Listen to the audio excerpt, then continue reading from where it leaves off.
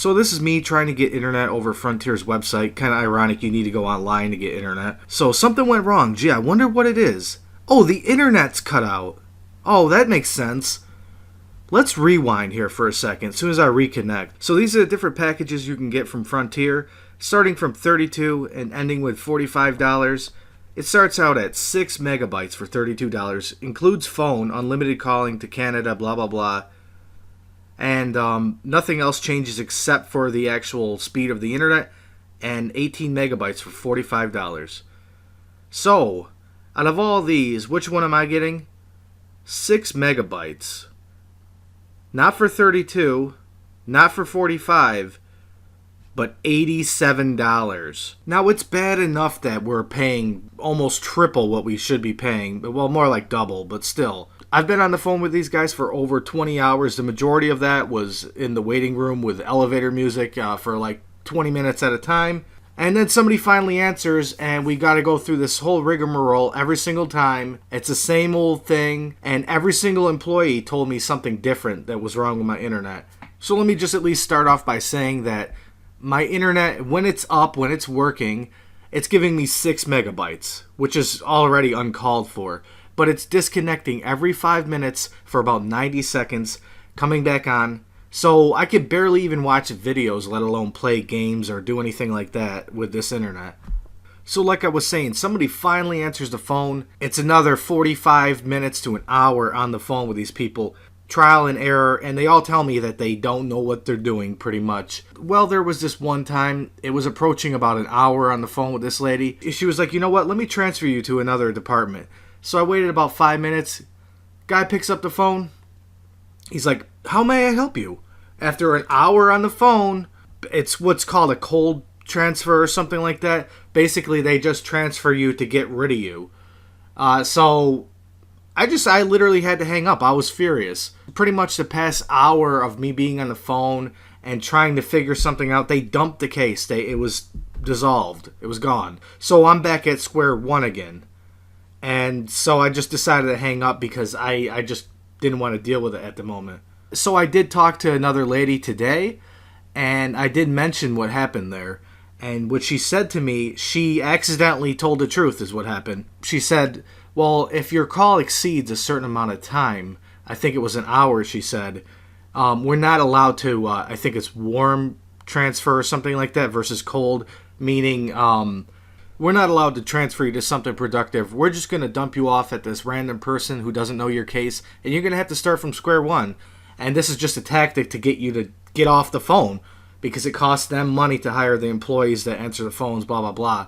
Just like it costs me money to get internet that I'm not even getting. The problem with this is all these services, including Time Warner, Comcast, Spectrum, whatever you want to call that's all the same company, by the way. Whatever you want to call these people, they're able to scam you because they have either what's called a monopoly, duopoly, triopoly, meaning there's not enough competition out there, especially when you're screwed over. Like one company screws you over and tells you you owe a bunch of money, and then you drop their service because they're just trying to scam you in some weird convoluted way that doesn't really fully make sense. So you have limited options. Therefore, these companies, they don't have to worry about losing their customers because that's what a monopoly is about. You own all the resources, and you can charge whatever you want and whatever quality you want to put out. Literally every single employee of Frontier that I talked to, I addressed how bad this was and how just wrong their business was. And none of them said, well, I completely disagree and defended it. At the least, they kept their mouth quiet because bottom line is they know what's up. They're just trying to do their job. It's the big people at the top that are responsible for this. They're the ones that are raking all this money in. And the thing about internet is once they lay those lines, the profit they make is like a million X or something. It's crazy. So this company, they have more than enough money to do what they need to do and to deliver good service. But bottom line is they don't really have to. They just control the market. Once again, recap, I'm paying $87 a month.